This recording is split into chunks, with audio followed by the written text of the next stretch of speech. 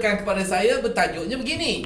Hobi sepatutnya percuma, dan jika ianya perlu dibayar, ianya bukan hobi, bukan dikira sebagai hobi. Tak pernah saya fikirkan berkaitan dengan hobi sebegini sebelum saya diajukan persoalan ini pada malam ini, pada ketika ini. Saya ada banyak hobi, dan tuan-tuan dan puan-puan pun saya percaya pun juga ada hobi. Betul tak?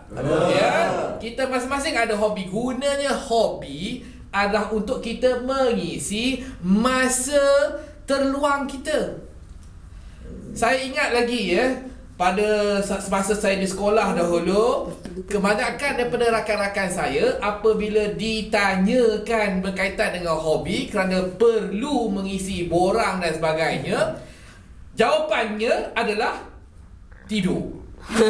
Bagi saya, hobi yang tidak memerlukan wang dikeluarkan adalah tidur. Kepada kita, kita suka tidur, tak perlu kita nak keluar wang. Tapi kalau kita suka makan, pula kita perlu mengeluarkan wang. Jadi saya cuba dah fikir, apakah lagi jenis-jenis hobi yang kita tidak perlu mengeluarkan wang selain daripada tidur? Ada. Hobi yang kedua yang saya dapat fikirkan sekarang yang tidak memerlukan wang adalah hobi berkaitan dengan seks. Hubungan suami isteri tidak memerlukan wang. Kita terus masuk bilik, tutup lampu, tutup pintu, dah. Hobi. Betul. Apa lagi hobi yang tidak memerlukan wang? Saya cuba fikirkan lagi Lagi satu, affair. Itu memerlukan wang. Tetapi yang lainnya, hobi mengutip stamp, hobi mengumpul stamp, hobi membaca, hobi menonton wayang dan sebagainya, semuanya memerlukan wang. Kecuali buku itu kita pinjam, kecuali stamp itu kita kumpul daripada surat yang telah kita terima, kecuali kita menonton wayang di saluran RTM yang sudah sememangnya percuma. Yang lainnya semua perlu kita bayar.